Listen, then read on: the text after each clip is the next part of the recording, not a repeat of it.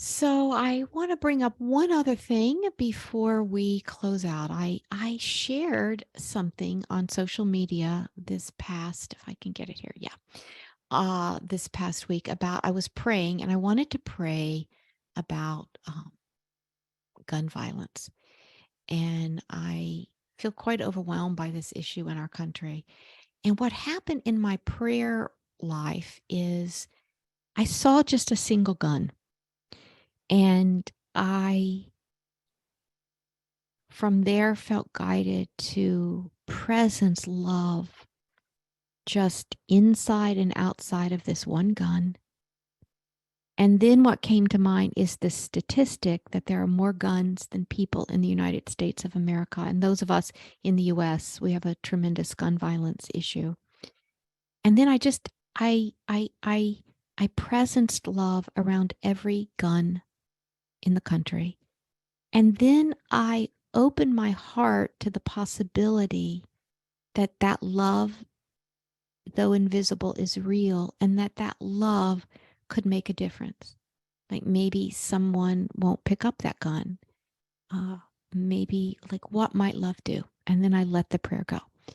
And so then I got this interesting comment back, which I was not surprised to get, but it says, I'm sorry, and I mean no disrespect, but this is not going to address gun violence in our country. Thoughts and prayers and love are handed out every time there's a mass shooting and people are murdered. Tell the mother who lost her child that we are sending rays of love around images of the gun used to shoot her child. And I don't think this would be very consoling.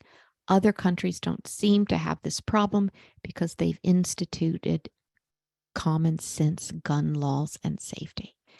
So I just want to say I really empathize with this comment. And I kind of knew I was taking a risk in sharing this a little bit, but like that's not the prayer I would do for the mother who lost her child in a gun violence incident, of course. And the reason I wanted to put it out there is I want to encourage us all to be innovative in the ways we pray about things. That's just an innovative way that came to me in that moment. And maybe that was the best I could do in the moment. Maybe I couldn't in my heart right now. Maybe in that day I just am too heartbroken. Maybe I couldn't pray any other way. You know? And it's just so important to allow the innovative ways prayer occurs to us to happen, you know, and who knows how all together those prayers are like a puzzle piece that fit together. So it goes back to that Thomas Merton quote I shared earlier. Like there's no prayer that's done that's actually ineffective, although it appears ineffective. We don't see the effectiveness of it, according to our timeline. And I don't know, out of all the people who offer love and prayers to people of mass shootings, I don't know how many people are really doing those prayers. I don't know how many people are getting into their prayer chair or dropping to their knees or really praying. And so sometimes, I send my love and prayers. The reason people balk at that is it's a platitude. It's not a real sincere sentiment. And that insincerity is felt. But sincere prayer is no joke. Gandhi, prayer from the heart can achieve what nothing else in the world can. Prayer is not an old woman's idle amusement. Properly understood and applied, it is the most potent instrument of action. And this comes from an extraordinary activist, Gandhi.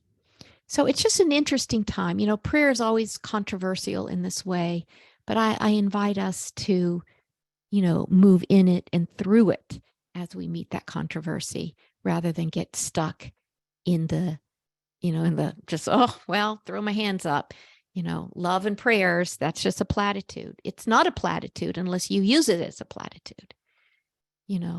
The sincere and most deeply effective prayers being prayed about this issue, we don't know who's doing those. I want to be among someone being part of the solution in prayer on this issue.